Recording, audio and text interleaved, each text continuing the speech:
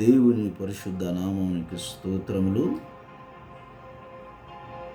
ఈ యొక్క ప్రోగ్రాం వీక్షిస్తున్న ప్రతి ఒక్కరికి మన ప్రభు అయిన యేసుక్రీస్తు నామంలో మీ అందరికీ వందనాలు చెల్లిస్తున్నాను. ఈ రీతిగా మరొకసారి దేవుని యొక్క మహాకృపను బట్టి మీతో కొన్ని విషయాలు పంచుకోవడానికి దేవుడు నాకు ఇచ్చిన అవకాశాన్ని బట్టి దేవునికి ఎంతగానో వందనాలు చెల్లిస్తున్నాను. ఈ యొక్క సమయంలో ప్రియులారా, కొద్ది నిమిషాలు దేవుని యొక్క వాక్యాన్ని మనం ధ్యానించుకుందాం. వాక్యంలోకి వెళ్ళే ముందు చిన్న ప్రార్థన చేసుకొని మనం ముందుకు సాగిపోదాం. దయచేసి అందరూ కళ్ళు మూసుకున్నట్టయితే చిన్న ప్రార్థన చేసుకుందాం. స్తోత్రం స్తోత్రం స్తోత్రం. సకల ఆశీర్వాదములకు కారణభూతుడా మా ప్రభువా యేసయ్యా, ఒక సమయంలో ప్రభా మా యొక్క ప్రియులతో కలిసి ఈ రీతిగా నాయన ఒక వాక్యాన్ని బోధించే భాగ్యాన్ని మీరు మాకు అనుగ్రహించినందుకు మీకు వందనాలు స్తోత్రాలు చెల్లించుకుంటున్నాం. ఒక సమయంలో ప్రభా నాయన వాక్యం ద్వారా మీరు మాతో మాట్లాడమని నడుచున్నాం. వినుచున్నటువంటి బిడ్డలకు ప్రభా మంచి హృదయాన్ని, వినగల చెవిని, గ్రహించగల మనస్సును మీరు అనుగ్రహించమనొచ్చున్నాం. బోధిస్తున్నటువంటి నాకు ప్రభునైనా మంచి జ్ఞానమును అనుగ్రహించమనొచ్చున్నాం. మాలో ఉండి మీరు మాట్లాడమనొచ్చున్నాం. నాలో మీరుండి ప్రభునైనా మిమ్మల్ని కనుపరుచుకోమనొచ్చున్నాం. మీ యొక్క మహిమార్థమై, మీ యొక్క సేవార్థమై ఈ యొక్క కార్యక్రమం జరిగినట్లు మీరు కృప దయచేయమని నా ప్రభువుని మీ ప్రియ కుమారుడైన యేసుక్రీస్తు నామములో అడుగుచున్నాం మా పరమ తండ్రి. ఆమేన్ ఆమేన్. సహోదరులారా, ఈ యొక్క సమయంలో దేవుని యొక్క వాక్యం చదువుకొని మనం ముందుకు సాగిపోదాం. మార్కు రాసిన సువార్త 5వ అధ్యాయము 25వ వచనం నుంచి 34వ వచనం వరకు చదువుకుందాం. 12 ఏండ్ల నుండి రక్తస్రావము రోగము కలిగిన యొక్క స్త్రీ ఉండెను. ఆమె అనేక వైద్యుల చేత ఎన్నో తిప్పలు పడి తనకు కలిగినదంతయు వ్యయము చేసుకుని ఇంత మాత్రమును ప్రయోజనము లేక మరింత సంకటపడెను. ఆమె యేసును గూర్చి విని, నేను ఆయన వస్త్రము మాత్రము ముట్టిన బాగుపడుదననుకొని జనసమూహములు ఆయన వెనుకకు వచ్చి ఆయన వస్త్రము ముట్టెను. వెంటనే ఆమె రక్తధార కట్టెను గనుక తన శరీరములోని ఆ బాధ నివారణ అయినదని గ్రహించుకొనెను. వెంటనే యేసు తనలో నుండి ప్రభావం బయలు వెళ్ళనని తనలో తాను గ్రహించి జనసమూహము వైపు తిరిగి, నా వస్త్రమును ముట్టినదెవరని అడగగా, ఆయన శిష్యులు, జనసమూహము నీ మీద పడుచుండుట చూచుచున్నావే, నన్ను ముట్టినదెవరని అడుగుచున్నావా అని ఆ కార్యము చేసిన ఆమెను కనుగొనవలనని ఆయన చుట్టూ చూచెను. అప్పుడు ఆ స్త్రీ తనకు జరిగినది ఎరిగి భయపడి వణుకుచూ వచ్చి ఆయన ఎదుట సాగిలపడి తన సంగతి అంతయు ఆయనతో చెప్పాను. అందుకు ఆయన, కుమారి, నీ విశ్వాసము నిన్ను స్వస్థపరిచెను, సమాధానం గలదానివై పొమ్ము, నీ బాధ నివారణై నీకు స్వస్థత కలుగునుగాక అని ఆమెతో చెప్పాను. ఆమేన్. ప్రియ సహోదరి సహోదరులారా, ఈ యొక్క వాక్యం అంతా కూడా మనకు పరిచయం ఉన్నటువంటి వాక్య భాగమే. ప్రతి ఒక్కరికి కూడా తెలిసినటువంటి వాక్య భాగమే. యేసుక్రీస్తు ప్రభుల వారు 2000 సంవత్సరాల క్రితం ఆయన వాక్య పరిచర్య జరిగిస్తూ ఆ యొక్క సేవలో ప్రతి ఒక్క గ్రామాన్ని ఆయన దర్శిస్తూ వెళుతున్నటువంటి సమయంలో అక్కడ 12 ఏండ్ల నుంచి రక్తస్రావ రోగము కలిగినటువంటి ఒక స్త్రీ ఉండేది. ఆమె యొక్క రోగమును బాగుపరుచుకున్నటకు ఎంతోమంది వైద్యులను సంప్రదించినప్పటికీ ఎటువంటి ప్రయోజనం లేక తన యొక్క ధనమునంతా కూడా ఖర్చు చేసింది. కానీ ఎటువంటి ప్రయోజనం లేకపోయింది. కానీ చివరికి ఆమె యేసయ్యను గూర్చి విన్నది. యేసును గూర్చి విని ఒకటే అనుకున్నది, నేను ఆ యొక్క జనసమూహంలో ఆయన దగ్గరికి వెళ్ళడానికి నాకు వీలు కలగదు, కానీ నేను చాటుగా ఉండి ఆయన వెనకాల ఉండి ఆయన వస్త్రపు చెంగు మాత్రం ముట్టిన నేను బాగుపడతానని తలంచుకున్నది. దేవునికి స్తోత్రం. హల్లెలూయా హల్లెలూయా. ఆమె ఎంతోమంది వైద్యులను సంప్రదించినప్పటికీ ఆమె యొక్క రోగం బాగు కాలేదు. ఎంతో ధనమును ఖర్చు చేసినప్పటికీ ఆమె యొక్క రోగము బాగు కాలేదు. కానీ చివరిగా ఆమె యేసుని గూర్చి విన్నది. యేసుని గూర్చి వినినటువంటి సమయంలో ఆమె యేసు యందు విశ్వాసం కలిగింది. ఆమెలో యేసుని గూర్చి వినడం ద్వారా, ఆమెలో ఈ యొక్క విశ్వాసం రావడం ద్వారా, ఈ యొక్క విశ్వాసంతో నేను ఆయన యొక్క వస్త్రపు చెంగును ముట్టితే నా యొక్క రోగం బాగవుతుందని ఆమె తలంచింది. ఆమె ఆశపడ్డది. దేవుని సంగమా, దేవుని బిడ్డలారా, ఆయన ఆశగల ప్రాణమును తృప్తిపరిచేటటువంటి దేవుడై ఉంటున్నాడు. ఆమె ఆశను దేవుడు తృప్తిపరిచిన్నాడు. ఆమె ఏదైతే తలంచిందో, ఏదైతే తన యొక్క రోగం నుంచి విముక్తి పొందాలనుకుందో, ఏదైతే ఆమెకు స్వస్థత కావాలనుకుని ఆశపడిందో, ఆమె విశ్వాసంతో ముందుకు సాగిపోయింది. ఆ యొక్క విశ్వాసము ఎవరైతే యేసును గూర్చి వింటారో, వినుట వలన విశ్వాసము కలుగునని దేవుని యొక్క వాక్యం సెలవిస్తుంది. రోమీలకు రాసిన పత్రిక 10వ అధ్యాయం 17వ వచనంలో దేవుని యొక్క మాటలు సెలవిస్తుంది. వినుట వలన విశ్వాసము కలుగును.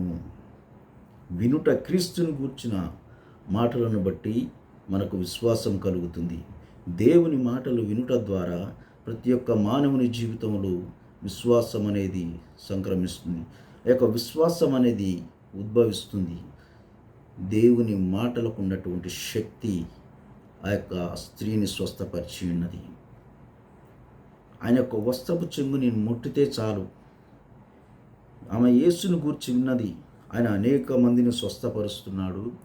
ఆయన అనేక మంది చనిపోయిన వారిని లేపుతున్నాడు. అనేక రోగముల నుంచి అనేక మంది స్వస్థపరుస్తున్నాడు.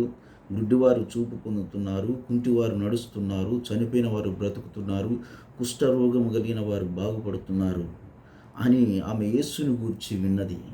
ఆ యొక్క వినటం ద్వారా దేవుని యందు విశ్వాసం కలిగింది. అంత మాత్రమే కాదు, ఆమె ఆశ కలిగి జీవించింది. నేను ఎలాగైనా స్వస్థపడాలి అనేది ఆశ ఆమెలో పుట్టింది. ఆ యొక్క ఆశలో ఆమె విశ్వాసము బలపడి ఉన్నది. ఆ యొక్క విశ్వాసము ద్వారా ఆమె యేసును వెంబడిస్తూ, ఆ యొక్క జనసమూహం ఎంతోమంది ఉన్నారు, కానీ ఆయనను చేరలేనటువంటి పరిస్థితి. ఇంకా ఆమెకు రక్తస్రావ రోగం ఉన్నటువంటి స్త్రీ ఇంట్లో నుంచి బయటకు వెళ్ళకూడదు ఆ దినాలలో. కానీ ఆమె ధైర్యం తెచ్చుకొని, నేను ఎంతోమంది వైద్యులను సంప్రదించాను, కానీ చివరికి ఆమె యేసును గూర్చి విని, నేను ఎలాగైనా ఆయనను చేరుకోవాలి, ఎలాగైనా నేను స్వస్థపరచబడాలి, నేను ఆయన వస్త్రపు చెంగు ముట్టితే చాలు నేను బాగుపడతానని ఆశతోటి ఆయనను వెంబడించి ఆ యొక్క జన సమూహములో ఆయన యొక్క వస్త్రపు చెంగును ముట్టి ఆమె స్వస్థత పడి ఉన్నది. ఆమేన్, హల్లెలూయా. అక్కడ దేవుని యొక్క వాక్యం సెలవిస్తుంది, జన సమూహములు ఆయన వెనుకకు వచ్చి ఆయన వస్త్రం ముట్టెను. వెంటనే ఆమె రక్తధార కట్టెను గనుక తన శరీరములోని ఆ బాధ నివారణ అయినదని గ్రహించుకొనెను. ఆమె ఎప్పుడైతే ఆ యొక్క జనసమూహంలో యేసు యొక్క వస్త్రపు చెంగును ముట్టిందో, ఆమెలో ఒక బలమైనటువంటి విశ్వాసం ఉండడం ద్వారా ఆమె స్వస్థత నొందింది. వెంటనే శరీరంలోని ఆ యొక్క బాధ నివారణ అయినది ఆమె గ్రహించింది. కానీ యేసుక్రీస్తు ప్రభుల వారు మాత్రం వెంటనే గ్రహించి ఉన్నాడు. తనలో నుండి ప్రభావం బయలు వెళ్ళెనని ఆ యొక్క జనసమూహం వైపు తిరిగి నన్ను ముట్టినది ఎవరని అడిగాడు. అప్పుడు శిష్యులు తెలియజేస్తున్నటువంటి మాట, ప్రభువా, అనేక మంది జనసమూహం ఉన్నారు, ఈ యొక్క ఇరుకులో అందరు నెట్టుకుంటూ వస్తున్నారు, అందరు మీద పడుతున్నారు, మిమ్మల్ని ఎంతోమంది తాకి ఉన్నారు, అందులో ఎవరు మిమ్మల్ని ముట్టుకొని ఉన్నారని ఎలాగో చెప్పగలం ప్రభు అన్నప్పుడు యేసు ప్రభు వారు చెప్తున్నటువంటి తనలో నుండి ప్రభావం బయలు వెళ్ళని ఆయన గ్రహించి ఉన్నాడు కనుక వెంటనే ఆయన సెలవిచ్చినట్టు మాట, ఆ కార్యం చేసిన ఆమెను కనుగొనవలనని ఆయన చుట్టూ చూచెను. అప్పుడు ఆ స్త్రీ తనకు జరిగినది ఎరిగి భయపడి వణుకుచూ వచ్చి ఆయన ఎదుట సాగిలపడి తన సంగతి అంతయు ఆయనతో చెప్పెను. అందుకు ఆయన, కుమారి, నీ విశ్వాసము నిన్ను స్వస్థపరిచెను. ఆమేన్. ఆమె దేవుని యందు విశ్వాసం ఉంచడం ద్వారా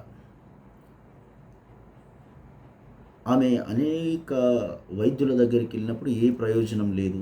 తన యొక్క ధనంనంతా కూడా వ్యయం చేసుకుంది, అయినా ప్రయోజనం లేదు. కానీ ఎవరో యేసును గురించి చెప్తే విని, ఆయన అద్భుత కార్యాలు చేస్తున్నాడని విని, ఆయన స్వస్థపరుస్తున్నాడు విని ఆమె దేవుని యందు విశ్వాసం ఉంచింది. అందుకే దేవుడు అంటున్నాడు, కుమారి, నీ విశ్వాసమే నిన్ను స్వస్థపరిచింది. దేవుని యందు విశ్వాసం ఉంచటం ద్వారా మనకు స్వస్థత కలుగుతున్నది. విశ్వాసం అనేది మనకు చాలా ప్రాముఖ్యమైనటువంటిది. ప్రతి క్రైస్తవుని జీవితంలో మనందరం కూడా విశ్వాసులుగా పిలువబడుచున్నాం. యొక్క విశ్వాసము మనలో లేకపోతే, విశ్వాసము లేకుండా దేవునికి ఇష్టడై ఉండుట అసాధ్యమని దేవుని యొక్క వాక్యం సెలవిస్తుంది. మనము ఆయనకి ఇష్టలుగా ఉండాలంటే మనలో విశ్వాసం ఉండాలి. ప్రతి ఒక్క సంఘములో, ప్రతి ఒక్క సంఘ సభ్యులను అందరినీ కూడా సర్వసాధారణంగా విశ్వాసులమని పిలుస్తుంటారు. సరే, మంచిదే. విశ్వాసులుగా పిలువబడుతున్న మనలో ప్రతి ఒక్కరిలో ఆయన యొక్క విశ్వాసం ఉంటేనే మనము ఆయనకి ఇష్టలుగా ఉంటాము. దేవుడు మనల్ని ఇష్టపడాలంటే మొదటిగా ఉండాల్సింది మనలో విశ్వాసం.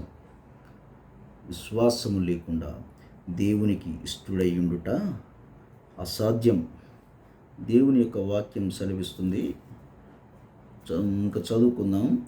యాకోబు పత్రిక 5వ అధ్యాయం 15వ వచనంలో సెలవిస్తున్నటువంటి మాట, విశ్వాస సహితమైన ప్రార్థన ఆ రోగిని స్వస్థపరచునని వాక్యం సెలవిస్తుంది.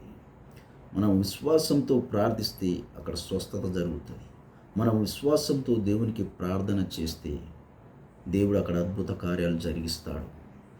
ఈ యొక్క రక్తస్రావ రోగం కలిగినటువంటి స్త్రీ, ఆమె స్వస్థత పొందడానికి గల కారణం ఆమె యేసునందు విశ్వాసం ఉంచింది. విశ్వాసం అనేది చాలా ప్రాముఖ్యమైనటువంటి విషయం. ప్రతి క్రైస్తవుడు కూడా దేవుని యందు విశ్వాసం ఉంచడం అనేది ఎందుకు అంటే, ప్రతి క్రైస్తవునికి ఉన్నటువంటి ఆశ, నిరీక్షణ ఒక దినమున మనం పరలోక రాజ్యంలో చేరాలనే విశ్వాసము మనలో ఉంటే మనం విశ్వాసంలో ముందుకు సాగిపోగలుగుతాం. విశ్వాసం లేకుండా దేవునికి ఇష్టడై ఉండుట అసాధ్యము. అదే విధముగా అబ్రహాము మన విశ్వాసులకు తండ్రి అని భావిస్తున్నాం. దేవుడే చెప్పినాడు.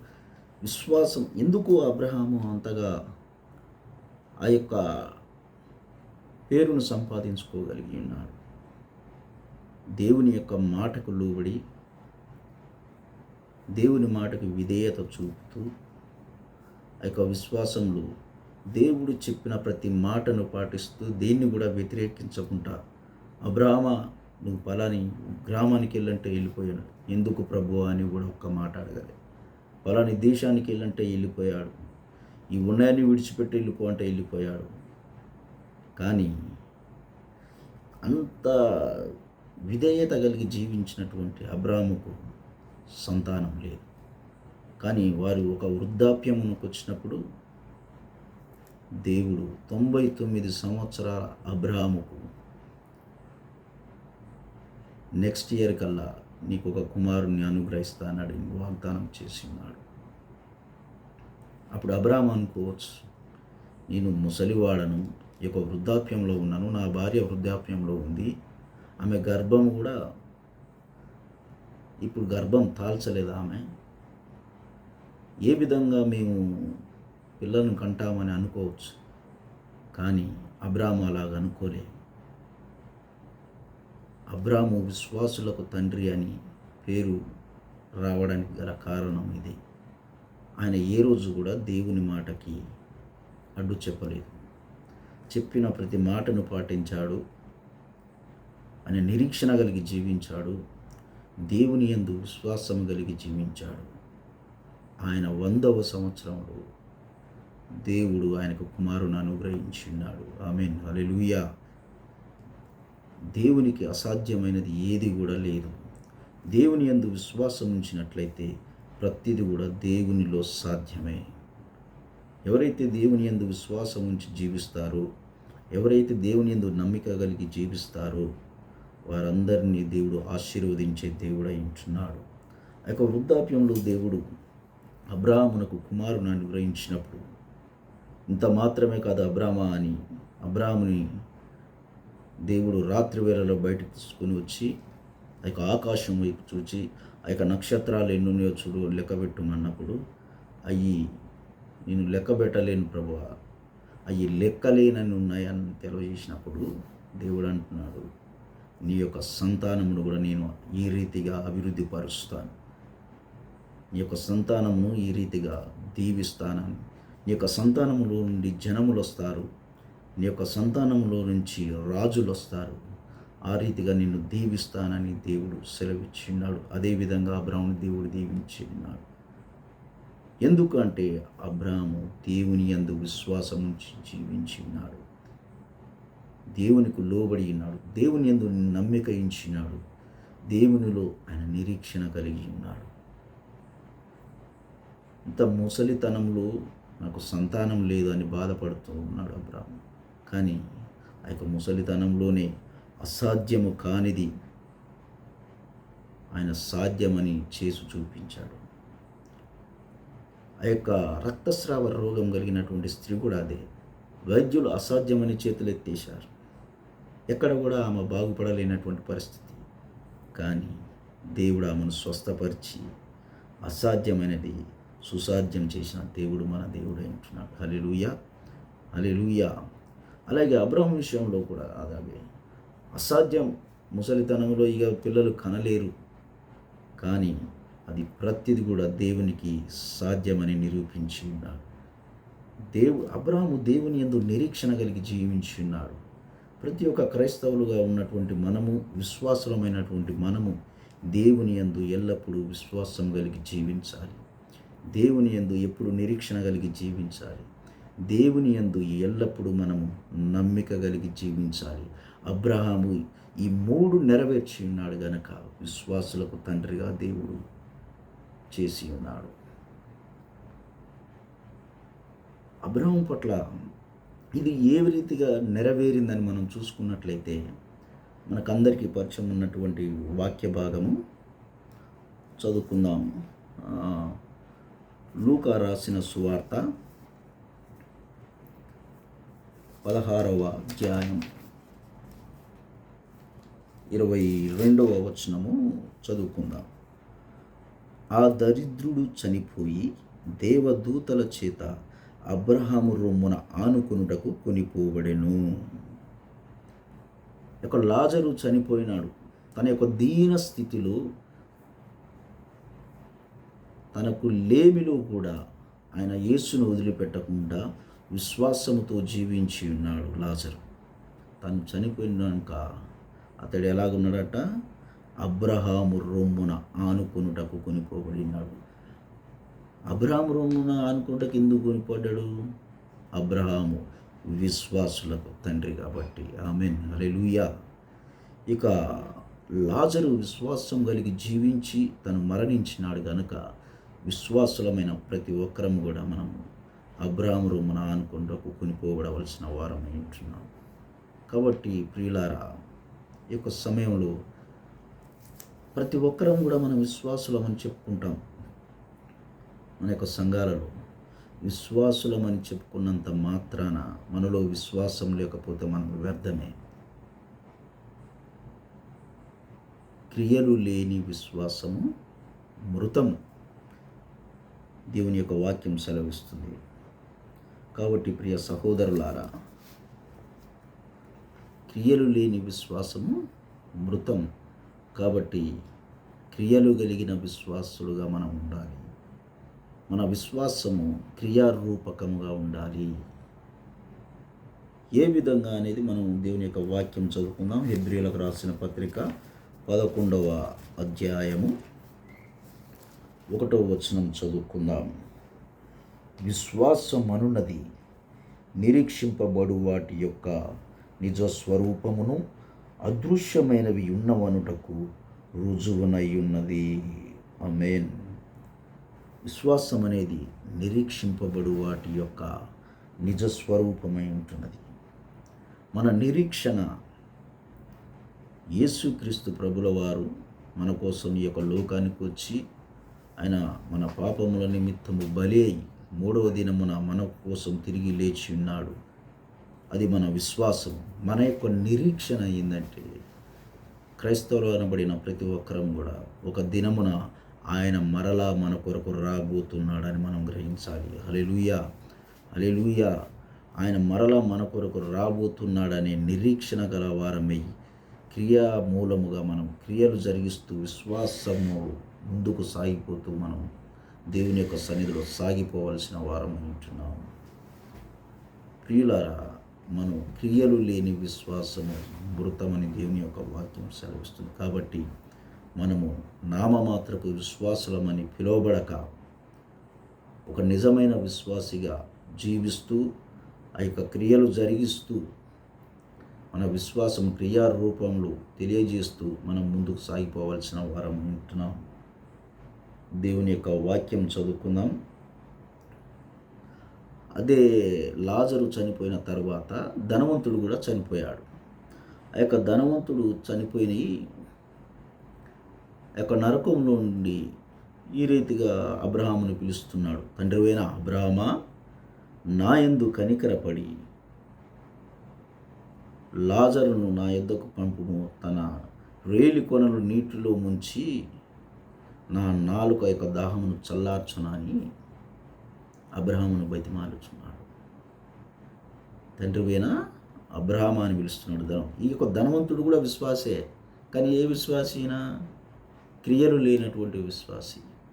విశ్వాసి అని చెప్పుకొని తిరుగుతున్నటువంటి వాడు, కానీ ఆయన యొక్క ఆజ్ఞలను పాటించని ధనవంతుడు. ఆయన యొక్క ఆజ్ఞలను నెరవేర్చినటువంటి విశ్వాసి, ఆయన యొక్క ఆజ్ఞలకు లోబడినటువంటి విశ్వాసి, ఒక నామమాత్రపు విశ్వాసి. నాకు ధనం ఉన్నది, నేను ఏదైనా చేయగలనని ఒక ఆలోచనతో ముందుకు సాగిపోతున్నటువంటి వ్యక్తి. నామమాత్రంగా నేను చర్చికి వెళ్ళాలి అని వెళ్ళటము, ప్రార్థన చేయాలి కాబట్టి ప్రార్థన చేయటం, ఏదో నామమాత్ర ప్రార్థన, కానీ ఆ యొక్క ప్రార్థనలో విశ్వాసం లేదు, దేవుని యందు విశ్వాసం లేదు, దేవుని యందు నిరీక్షణ లేదు, దేవుని యందు నమ్మిక లేదు. కారణం, అతడు ధనవంతుడు. ఆ యొక్క ధనాన్ని చూస్తూ ముందుకు సాగిపోయాడు కాబట్టి అతడు చనిపోయిన తర్వాత ఆ యొక్క నరకానికి కొనుక్కోబడ్డాడు. అతడు క్రైస్తవుడే, అతడు విశ్వాసే. అందుకే అంటున్నాడు, తండ్రివైన అబ్రహామా. ఎందుకు అంటున్నాడు? విశ్వాసులకు తండ్రి అబ్రహాము కాబట్టి ప్రియ సహోదరి సహోదరులరా, మనం క్రైస్తవులుగా జీవిస్తున్నంత మాత్రాన మనం విశ్వాసులము కాదు. మనం విశ్వాసులముగా ఉండాలంటే మనము ఆ యొక్క విశ్వాసము క్రియారూపకంగా ఉండాలి. దేవుని యొక్క సన్నిధిలో దేవుని మాటలకు లోబడుతూ, దేవుని వాక్యానికి లోబడుతూ, దేవుని యందు నిరీక్షణ కలిగి విశ్వాసంలో ముందుకు సాగిపోవాల్సిన వారమై ఉంటున్నాం. ఇంకా చదువుకుందాం దేవుని యొక్క వాక్యము. దేవుని యొక్క వాక్యం సెలవిస్తుంది, మీకు ఆవగింజంత విశ్వాసం ఉండిన ఎడల ఆ కొండను చూచి ఇక్కడ నుండి అక్కడికి వెళ్ళుమనగానే అది పోనని దేవుని యొక్క వాక్యం సెలవిస్తుంది. ఇక విశ్వాసం చాలా బలమైనటువంటిది. ఆవగింజ చాలా పరిపూర్ణమైనటువంటి గింజ, దానిలో ఎటువంటి లోపం ఉండదు, అది పరిపూర్ణంగా ఉంటుంది. కనుక మన యొక్క విశ్వాసము కూడా పరిపూర్ణమై ఉండాలి, ఎటువంటి సందేహం లేకుండా. ఆ యొక్క రక్తస్రావ రోగం కలిగినటువంటి ఒక స్త్రీలో ఎటువంటి సందేహించినటువంటి విశ్వాసం ఉంది కనుకనే దేవుడు ఆమెను స్వస్థపరిచి ఉన్నాడు. కాబట్టి ప్రియ సహోదరులారా, ఈ యొక్క సమయంలో అబ్రాహాము ఎటువంటి విశ్వాసాన్ని అయితే కనుపరిచాడో, అబ్రాహాము ఎటువంటి నిరీక్షణనైతే కనుపరిచాడో, అబ్రాహాము ఎటువంటి ఆశ అయితే కలిగి జీవించాడు, ఆ రీతిగా మనము అదే విశ్వాసాన్ని మనం కొనసాగించవలసిన వారం ఉంటున్నాం. ఎప్పుడైతే అబ్రాహాము ఆ యొక్క విశ్వాసాన్ని కనుపరిచాడో, దేవుడు అతని యొక్క సంతానాన్ని అభివృద్ధిపరిచి ఉన్నాడు. దేవుడు అబ్రాహామును ఎంతగానో ఆశీర్వదించి ఉన్నాడు. మన యొక్క కుటుంబంలో ఆశీర్వాదాలు కావాలంటే, మన యొక్క కుటుంబాలలో నెమ్మది కావాలంటే, మన యొక్క కుటుంబాలు దీవించబడాలంటే, మన యొక్క కుటుంబాలలో స్వస్థత కావాలంటే మనం దేవుని యందు విశ్వాసం నుంచి ముందుకు సాగిపోవలసిన వారమై ఉంటున్నాం. ఎవరు అబ్రాహాము కుమారుడు అనబడతాడు? విశ్వాసంతో ఉన్నవాడు మాత్రమే అబ్రాహాము కుమారులు అనబడతారు. మనకు అందరికీ పరిచయం ఉన్నటువంటి వాక్య భాగమే లూకా రాసిన సువార్త 19వ అధ్యాయం 1 నుంచి 9 వచనాలలో మనం జక్కయ్య గురించి చూసుకున్నట్లయితే, జక్కయ్య యేసు ఎవరో అని చూడగోరిని కానీ తను పుట్టివాడు ఆయన చూడలేకపోయాను. సో నేను ఏ రీతిగానే యేసుని గురించి చూడాలి. జక్కయ్య యేసుని గురించి విన్నాడు. ఆయన అనేక అద్భుతాలు జరిగిస్తున్నాడు, అనేక మందిని స్వస్థపరుస్తున్నాడు, ఆయన చనిపోయిన వారిని లేపుతున్నాడు అని అనేక విషయాలు విని ఆ యొక్క దేవుని మాటలు అతడు వినడం ద్వారా దేవుని యందు విశ్వాసం ఆయనలో నుండి పుట్టుకొచ్చింది.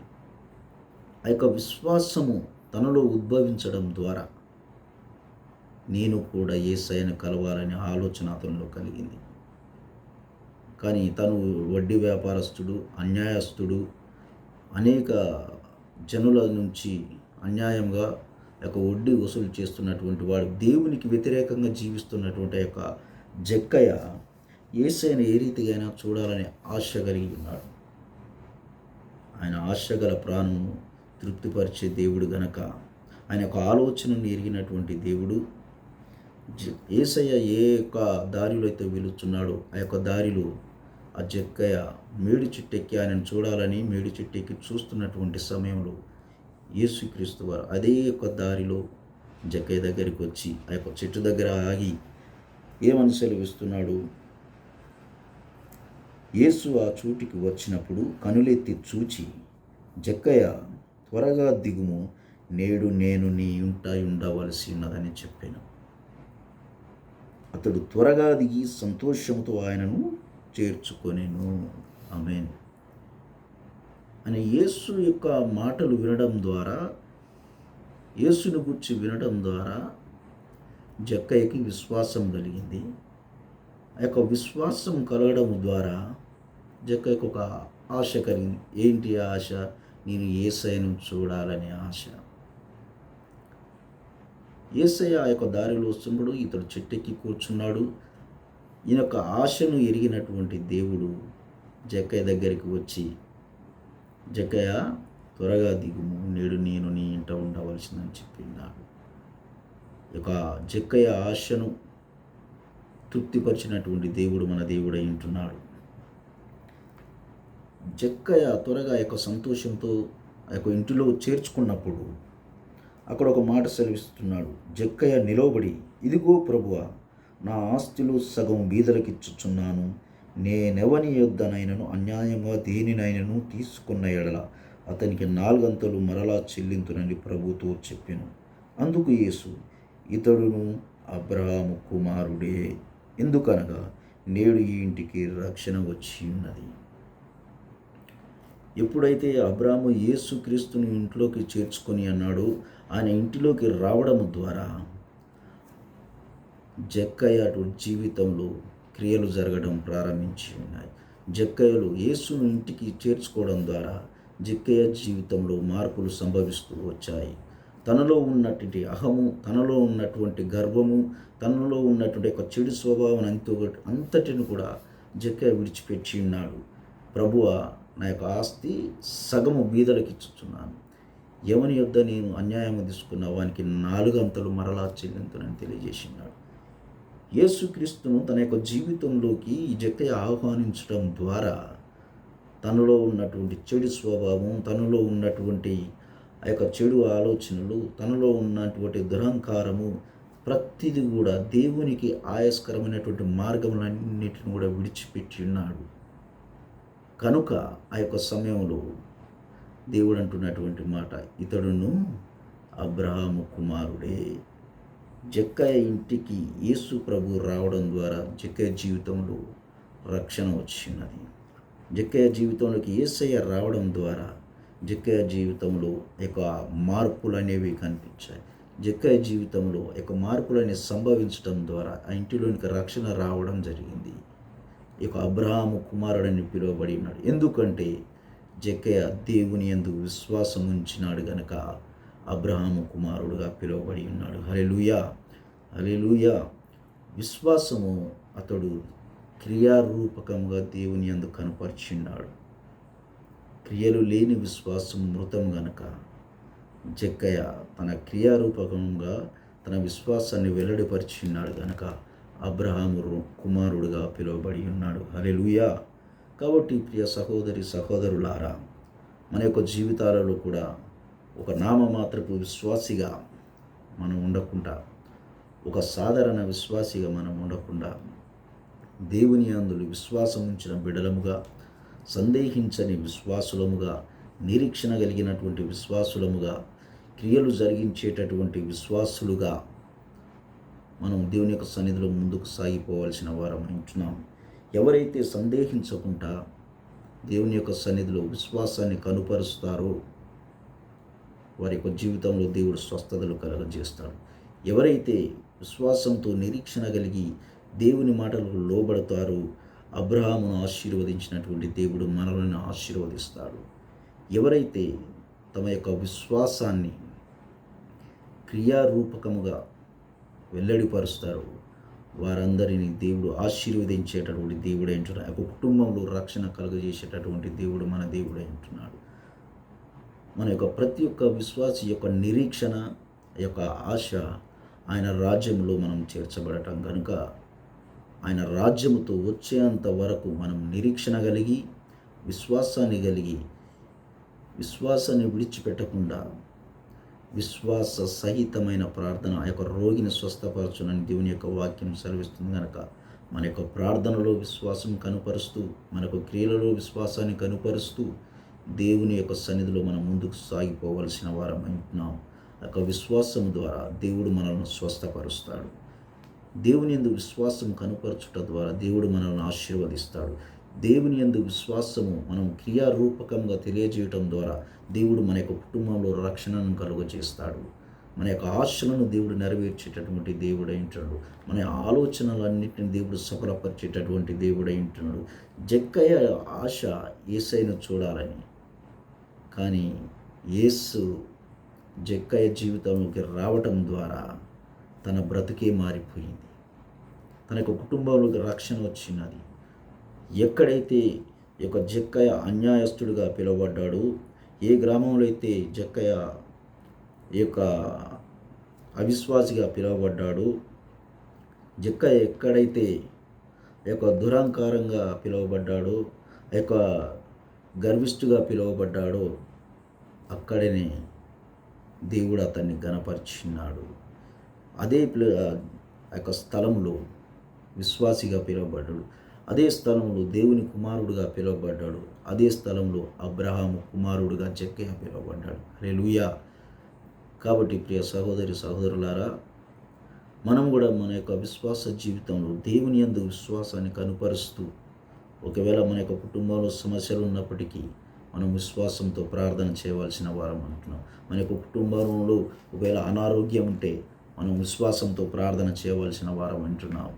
మన యొక్క కుటుంబంలో నెమ్మది లేకపోతే విశ్వాసంతో మనం ప్రార్థన చేయవలసిన వారమై ఉంటున్నాం.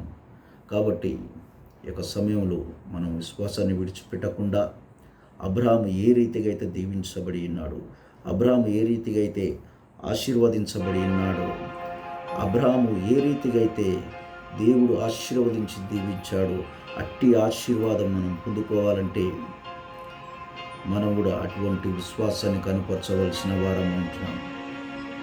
యొక్క రక్తస్రావ రోగం కలిగినటువంటి స్త్రీ సందేహించకుండా విశ్వాసాన్ని కనుపరిచింది.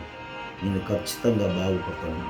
అటువంటి విశ్వాసం మనం కలిగి జీవించవలసిన వారం అంటున్నాం. జక్కయ్య ఇటువంటి విశ్వాసాన్ని దేవుని యందు కనపరిచినాడు క్రియారూపకంగా. అదే విశ్వాసాన్ని మనం కనపరచవలసిన వారం అంటున్నాం. చివరిగా ఒక మాట చదువుకొని మనం ముగించుకుందాం. ఇంకా రాసిన సువార్త 8వ అధ్యాయం 5వ వచనం నుంచి 10వ వచనం వరకు చదువుకుందాము. ఆయన కపెర్నహూములో ప్రవేశించినప్పుడు ఒక శతాధిపతి ఆయన యుద్ధకు వచ్చి, ప్రభువా, నా దాసుడు పక్షవాయువుతో మిగుల బాధపడుచు ఇంటిలో పడి ఉన్నాడని చెప్పి ఆయనను వేడుకొనెను. యేసు నేను వచ్చి వానిని స్వస్థపరిచేదని అతనితో చెప్పగా, ఆ శతాధిపతి, ప్రభువా, నీవు నా ఇంటిలోనికి వచ్చుటకు నేను పాత్రుడను కాను. నీవు మాట మాత్రం సెలవిమ్ము, అప్పుడు నా దాసుడు స్వస్థపరచబడును. ఒక శతాధిపతి కింద అనేక మంది సేవకులు ఉంటారు.